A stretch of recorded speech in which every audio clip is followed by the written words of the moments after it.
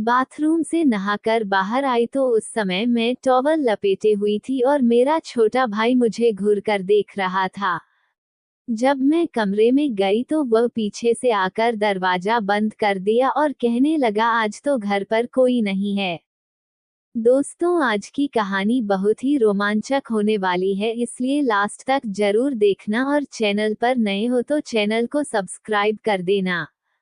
मेरा नाम काव्या है और मेरी उम्र 22 वर्ष है। मेरे परिवार में कुल 4 लोग रहते हैं। हम दोनों भाई बहन और मेरे मम्मी पापा बच्चों का कपड़ा बेचने का काम करते हैं और हमारे घर से लगभग 1 किलोमीटर की दूरी पर गांव था, जहां पर मम्मी पापा कपड़ा बेचने के लिए सुबह सुबह जल्दी से चले जाते। अब घर में हम और हमारा छोटा भाई ही बच गए थे। मम्मी पापा के जाने के बाद मैंने सुबह सुबह घर का सारा काम कर लिया था और उस दिन मेरा छोटा भाई दिनेश घर से बाहर जाने वाला था मम्मी पापा के साथ, लेकिन पता नहीं क्यों उसने मना कर दिया और कहने लगा पापा मैं बाद में आऊंगा, आप दोनों जाओ। मेरे छोटे भाई की उम्र 19 वर्ष है और वह दिखने में बहुत ही खूबसूरत है। उसकी लंबाई लगभग 5 फीट है। मैंने छोटे भाई से पूछा, भाई आप क्यों नहीं गए मम्मी पापा के साथ में? रोज की तरह ही चले जाते, लेकिन आज मेरा मन नहीं है। क्यों? क्या हुआ मेरे भाई, क्या हुआ? वह क्या है ना दीदी, मुझे आज जाने का मन नहीं कर रहा, इसलिए मैं बाद में जाऊंगा।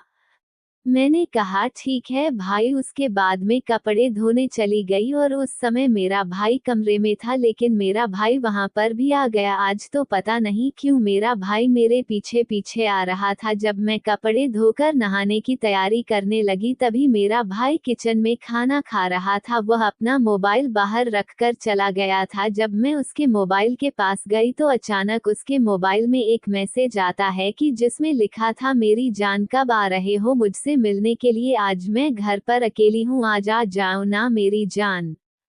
जब मैंने मोबाइल पर मैसेज पढ़ा तो मैं चौंक गई। मैं सोच भी नहीं सकती कि मेरा छोटा भाई मुझसे छुपकर यह सब कर रहा था। मैंने भाई का मोबाइल उठाया और उसके पास मोबाइल लेकर चली गई और मैंने भाई से कहा, भाई ये सब क्या है? तभी भाई ने मुस्कुराकर कहता है, कुछ नहीं दीदी, मैंने आपको बताया नहीं कि मेरी एक गर्लफ्रेंड है? मुझे नहीं पता था भाई कि तुम्हारे पास गर्लफ्रेंड भी है। तभी मैंने सोचा कि लड़की से मिलने के लिए जरूर जाएंगे, इसलिए मैं गाड़ी की चाबी छुपा दी थी। उसके बाद मैं अपने कमरे में चली जाती हूँ, लेकिन भाई भी मेरे पीछे पीछे आ जाता है।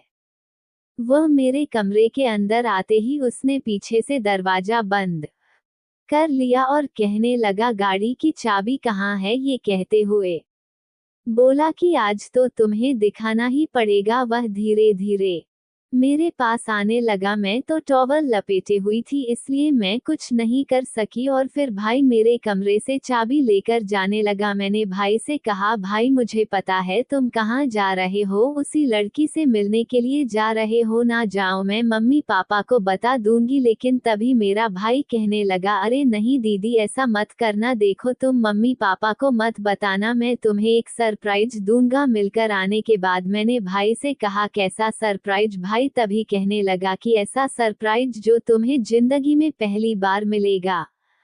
मैं भाई से बार बार पूछती रही, लेकिन वह तो कहने लगे सरप्राइज है, मिलेगा तभी तुम्हें मालूम पड़ेगा। मैंने कहा ठीक है, लेकिन नहीं दिए तो मैं मम्मी पापा को बता दूंगी।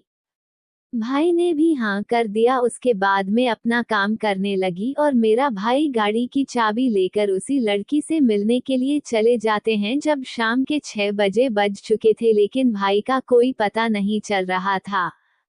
यहाँ तक कि मेरे मम्मी पापा भी आ गए थे। हम सब बस छोटे भाई का इंतजार कर रहे थे। मेरे पापा ने मुझसे पूछा कि भाई कहाँ गए हैं, लेकिन मैंने उनको कुछ नहीं बताया। कह दिया कि दोस्तों के साथ बाजार में जा रहा हूँ कहकर गया था, लेकिन अभी तक पता नहीं कहाँ है। अगर मैं पापा को सच सच बता देती तो शायद मुझे मेरा भाई सरप्राइज नहीं देता, इसलिए मैंने मम्मी पापा से कुछ नहीं बताया। इसके बाद हम खाना खाकर सो गए, लेकिन मेरी माँ ने भाई के इंतजार में खाना तक नहीं खाया। मैंने कहा मम्मी आप टेंशन मत लो, भाई जल्दी आ जाएगा, आप खाना खा लो। लेकिन मेरी माँ ने खाना नहीं खाया और फिर मेरी माँ भूखे ही सो गई। जब रात के करीब 10 बजे बज चुके थे, जब हम दरवाजा बंद करके सोए थे, उस समय मेरे मम्मी और पापा दोनों गहरी नींद में सो गए थे। सिर्फ मैं जगी हुई थी। तभी अचानक कोई दरवाजा खटखटाया तो मैंने कहा आती हूँ।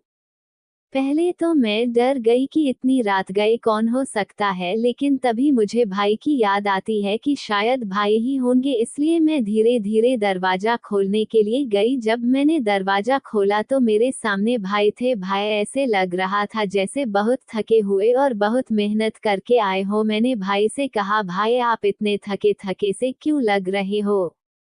लेकिन तभी मेरा भाई कहने लगा नहीं तो दीदी मैं तो ठीक हूँ, चलो अब छोड़ो। कहकर भाई अंदर आ जाते हैं और डायरेक्ट सो जाते हैं। मैंने कहा भाई खाना तो खा लो, लेकिन उसने कहा नहीं मैं खाकर आया हूँ। मैंने भाई से कहा तो फिर मेरा गिफ्ट कब दे रहे हो? उसने कहा अभी तो मम्मी पापा है, अभी नहीं दे सकता, लेकिन कल पक्का दूंगा क्योंकि कल मम्मी पापा यहाँ पर नहीं रहेंगे। मैंने कहा ठीक है भाई, कल पक्का मिलना चाहिए मुझे। इसके बाद रात काफी ज्यादा हो गई थी, इसलिए हम दोनों सो गए। जब सुबह हुई तो मम्मी पापा भाई को डांट रहे थे और कहने लगे कहाँ था तो हम तुम्हारी इतनी फिक्र कर रहे थे। लेकिन तभी भाई मम्मी पापा को झूठ बोल देता है कि वो उसके दोस्त के साथ बाजार गया था। मेरे मम्मी पापा भी बहुत भोले थे, इसीलिए उसकी बातों को मान लेते हैं। मम्मी पापा पहले दिन की तरह सुबह सुबह गांव में कपड़े बेचने चले जाते हैं और हम दोनों घर पर अकेले रहते हैं। फिर उसके बाद मैंने खाना बनाया और घर के कामकाज करने के बाद आराम करने लगी। तभी मुझे भाई का गिफ्ट याद आता है कि भाई ने कहा था अकेले में दूंगा। मैं सोच रही थी कि भाई अकेले में मुझे क्या देना चाहता है, वह तो मम्मी पापा के सामने भी दे सकते थे। मैं भाई के पास गई और कहा भाई मुझे मेरा गिफ्ट चाहिए, आज तो कोई भी नहीं है घर पर। तभी भाई मुझे कहने लगे तो तुम्हें गिफ्ट चाहिए, हाँ तो चलिए देते हैं आपका गिफ्ट। ऐसा कहकर अपने कमरे में गए, मैं भी उनके साथ चली गई और एक बक्सा लाते हैं, वो बहुत बड़ा था। मैंने कहा भाई ये तो बहुत बड़ा है, इसमें क्या है, खोल कर दिखाओ। तभी मेरे भाई कहते हैं कि तुम ही खोल कर देख लो। जब मैंने उस बक्से को खोलकर देखा तो उसमें एक स्मार्टफोन था। स्मार्टफोन को देखकर मैं बहुत खुश हो गई। मैंने भाई को थैंक यू कहा। तो दोस्तों इस कहानी से हमें समझ में आता है कि भाई बहन का प्यार दुनिया का सबसे अच्छा रिश्ता होता है। इस रिश्ते को कभी गलत इस्तेमाल नहीं करना चाहिए। ये कहानी पसंद आई हो तो लाइक कमेंट शेयर जरूर करें और चैनल पर नए हैं तो चैनल को सब्सक्राइब करना ना भूले, ताकि और भी ऐसे ही रोमांचक कहानियां आप लोगों के लिए लाता रहूं। धन्यवाद।